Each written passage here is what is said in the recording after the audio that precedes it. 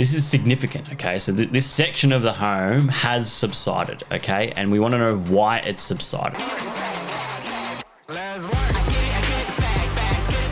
G'day and welcome to the Making It With Myles podcast, where we talk all through things building, construction, renovations, real estate, specifically with regards to building inspections, which is what I specialize in.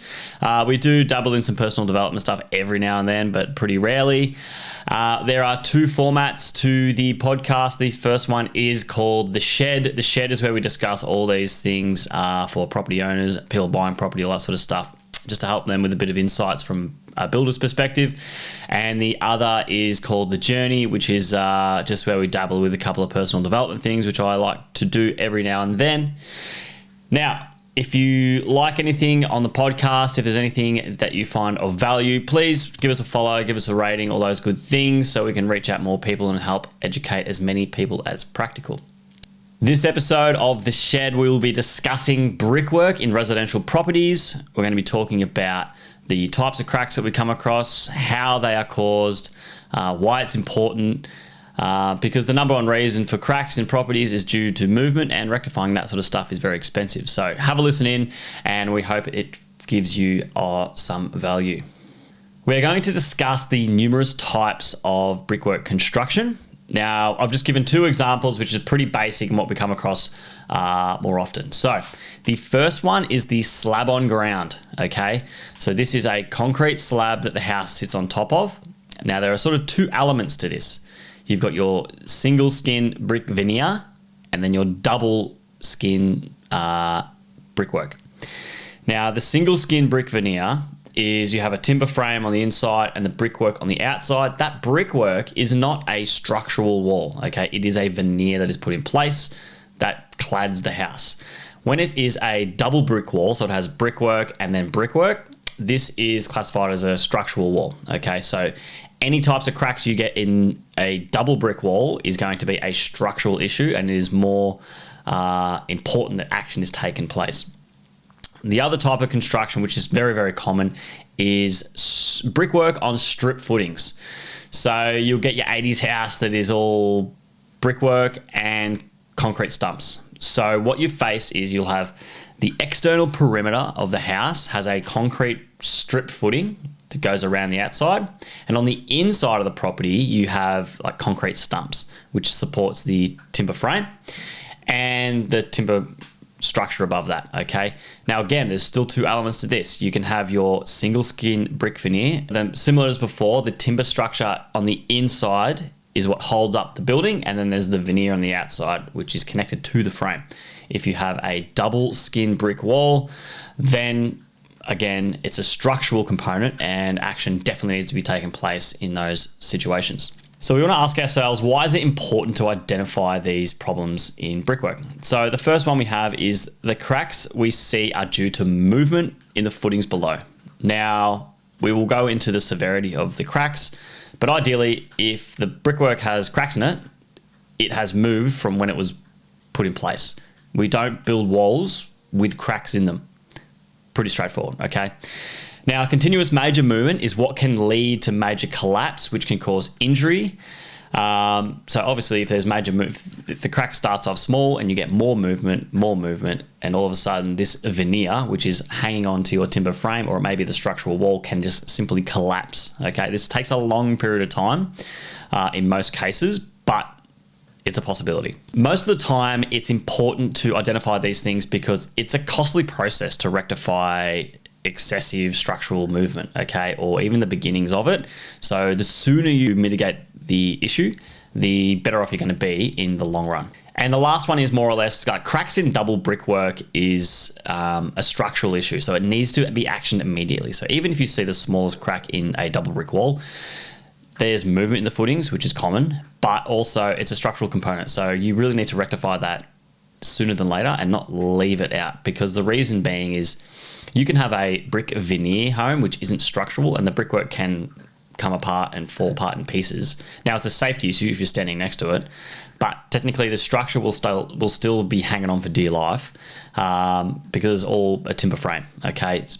But if it's double brick, it needs to be actioned immediately, all right? So when we inspect properties, there's actually a a damage category that we work with, which is built into the Australian standard for inspecting properties. And there are 4 damage categories that we work off, okay? Now, again, it's all interpretative of the building inspector, but more or less, these are the things that can occur based on the size of the cracks that we're going to come across. So we'll go through the types of cracks we come across and the things that you will sort of face and see from them. First one are your hairline cracks, which are 0.1 millimeters. We're talking a hair, as you would understand. Now, the category here is 0. A hairline crack is of no concern. If it's under 1 millimeter, well, you've got nothing to worry about. It can just be a default in the brick. It can be of no concern at all. So it's one to monitor, but nothing that you need to action anything for. Now, the first damage category 1, are fine cracks that do not need repair. So what we're talking is a crack that is of 1 millimeter. Okay, so 1 millimeter crack, no action to be taken. Be mindful of it, monitor it. That's it. The damage category number 2 is cracks noticeable but easily filled. Okay, you're going to find doors and windows will be slightly sticking.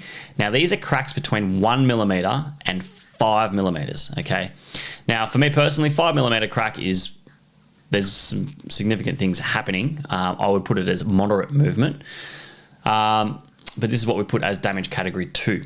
Now, damage category 3 is between 5 millimeters and 15 millimeters, okay? So crack can be repaired and possibly a small amount of the wall can be replaced. Doors and windows will be sticking. Your service pipes can fracture within that movement area, and weather tightness is often impaired. Obviously, if you have a crack that's 15 millimeters, water's going to get into that cavity. The last is damage category number 4, which is the most severe, which is between 15 millimeters and 25 millimeters. So you're putting your hand into these cracks in the brickwork, all right? So these need extensive repair work involving breaking out, replacing sections of the wall, especially over doors and windows. Door frames will be distorted, walls will lean or noticeably be bulging in numerous areas, some loss of bearing in beams, and service pipes will be disrupted. So major concern here is the movement that's associated with it. And then due to that movement, this is the other things that you will come across in your house. So when you do have doors that in a local area that stick, and in summer they work and in winter they don't, this is just due to that general movement, but it can also be caused to the start of a major issue over the long run, which we will get into now. So I'm going to give you 4 ways in which cracks can occur in your brickwork and more or less how to fix them. Okay, so number 1, we've got the slab heave and general movement. Now this is very, very common, okay? Now it's more severe in different soil classes. So the more clay the soil, the more reactive it is, the more of this movement you can get, okay? Now, the way in which slab heave works, or just what we call just general movement, is the soil itself is what is expanding and contracting and is lifting the house up and down. Now, this can be just a concrete slab. It also can be strip footings, okay? So you might have, the best way to explain is you have a block of concrete, for example, and on the inside is dry soil, there's no issue. On the outside, you have this wet clay soil, which is expanding, which is pushing up that concrete footing, and that's where you can get this movement, okay? So one side of the house might be bone dry and not getting a lot of moisture, ground moisture, and the other side's getting a lot of moisture from the rain, and that is what's lifting, and the other side's just staying where it is, okay? So it's this movement in the ground, which is lifting and subsiding the home.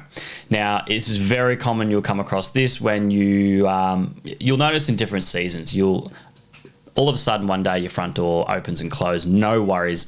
And then 6 months later, it sticks, it binds, it's a pain in the ass, and you're wondering what's going on, okay? This is this general movement that you can come across.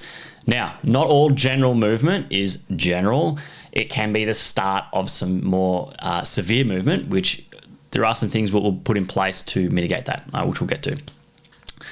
Now, the fix we have for the slab heave and general movement is having aggie drains around the property as best as practical. Now, if you can mitigate the water that sits around the house, which just comes from nature, all right, and wants to create this movement, the best thing to do is Aggie drains. What that is it's a drain in ground where it picks up the moisture in the soil and then diverts it into your stormwater system. So it takes as much moisture as it can away from adjacent to the property, and that mitigates that sort of movement you get. You're still probably going to get a little bit of movement, but you're reducing it as much as practical.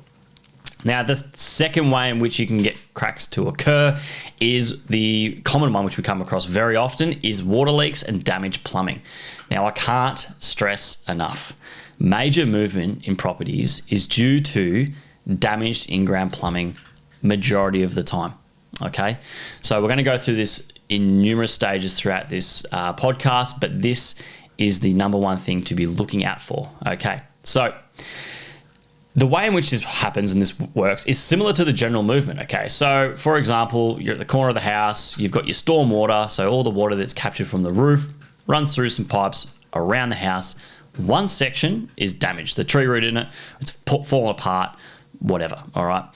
Or you have a water pipe that goes into the house and that water pipe is leaking in that local area. Now, an excessive amount of water in one location is going to do numerous things. It will expand that soil in that local area. It can wash away the soil underneath the actual footings themselves, which then will subside the footing as there's no foundation for it to sit on. This is what is leading to these major movement issues in the property, okay?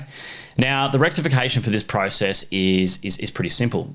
The first thing you want to do is you do a plumbing inspection, okay? So you're getting cameras into all the storm water, all the sewer, checking the pressure of all the pipe works, and making sure that there is no leaks of the home, that the water coming in is staying in the pipes. Any storm water that is captured, any sewer that goes out of the property is not leaking out along the way. It's getting to its point of discharge at the front of the house, back of the house, wherever that may be. And there's no concerns, no issues. Now, if you find damage to this in-ground plumbing, it is a matter of rectifying it there and then, okay? You may need to undertake some footing rectification. So, for example, if you've just got some minor cracking and that pipe just needed a little fix, but the soil around it isn't too bad, it's not too wet, it hasn't undermined the home, well then, safe to say, once that soil dries out, then the property itself will stop subsiding. Happy days. If there is a situation where you dig up the pipe and there is just a massive cavity underneath the home, well, then you're looking at doing underpinning, which is supporting that footing of the section of the property so it doesn't subside any further. You can actually lift it in some situations, but it's definitely never a guarantee. The third way in which cracks can occur, this is uncommon, but it can be due to poor construction practices. Now, what that would look like is if you've got cracks around the property and you've added the Aggie drains and you've checked all the plumbing and everything seems hunky-dory, it could simply be due to poor construction when it was done 2 years ago, 200 years ago. It doesn't really matter. Now, the way in which this needs to be rectified is pretty simple. You're going to have to get some underpinning put in place. So you're going to need an engineer to come out and design a footing system in place to fix the issue you have. Okay, so this isn't as simple as adding in some drainage or just getting an underpinner out to have a play around. You need an engineer out to design something that will work for them, which will work for you, and then you can't argue with that. The last one, which again is pretty uncommon but does occur, which is a lack of expansion joints in the brickwork. So, depending on the soil classification, which we won't go into depth with, is brickwork needs to have control joints. So there's sections around the house which move and contract. Now, if everything's been bricked tight, you can get cracks due to that movement, all right? This is specific with brick veneer structures. Now, what that will look like is you'll see it around properties. You'll see this vertical line with this black bit of foam in there, or it's been siliconed as well, which is what should happen. Now, this section here can sort of move and contract and go in and out, which is common, okay? You'll get some next to windows and just through straight sections of brickwork. Now, this is, again, uncommon. To fix this, if you come across a house that you've moved into, you start getting these cracks and realize there is actually no expansion joints, you would just simply get a builder out or a bricklayer out to identify where the control joints should be, and then you will literally get a demo saw and put a cut down that area at least 10 millimeters wide. put the filler in there, which is that foamy stuff, seal it all up, and that's your control joint. Pretty simple, okay? Now that we understand the types of cracks we can come across and the ways in which those cracks can occur, what we're going to do is just throw a few scenarios out there which we do come across often, and we're going to look at how we would fix that issue based on the problem at hand. Scenario number 1, I have a large crack about 10 millimeters wide. It's on the northwest corner of my home only. Now, what this is indicating is that even if it's a slab or a strip footing, there's one section of the house which has a 10 mil crack, so you can get your little hands in there. This is significant, okay? So this section of the home has subsided, okay? And we want to know why it's subsided, all right? So the course of action that you will take is, first things first, you're doing a plumbing inspection, okay? You are checking that all the in-ground plumbing around the property is all in good working order, okay? Now, if this section of the area has some damaged in-ground plumbing, all right, that might be a stormwater pipe that just has an open end. Well, your first step is fixing that. Now, if you've got a 10 mil crack, you are getting a structural engineer out to give you a design for the underpinner who will rectify the footing issue to proceed with, okay? You really need to get it designed correctly by a structural engineer. I can't say it enough. When you start getting to structural issues of this magnitude, the underpinners are definitely knowledgeable and know what they're in for, and they have done it a million times, but you ideally want to get it designed right. So if, for example, you're ever to sell the property and there has been signs of movement, you can say you did every step practical, you did best practice, and to achieve the best result. Engineer out, told you what you had to do, got a qualified, reputable underpinner out. They've done the job, they've signed it off, the plumbing's rectified, there's no issues, no buts, no complaints from whoever's buying that property, and you are sweet to go. The second scenario that we have is I have a section outside my laundry window with a stepped crack of maximum 5 millimeters down to the control joint. This is really common. I've seen this numerous times.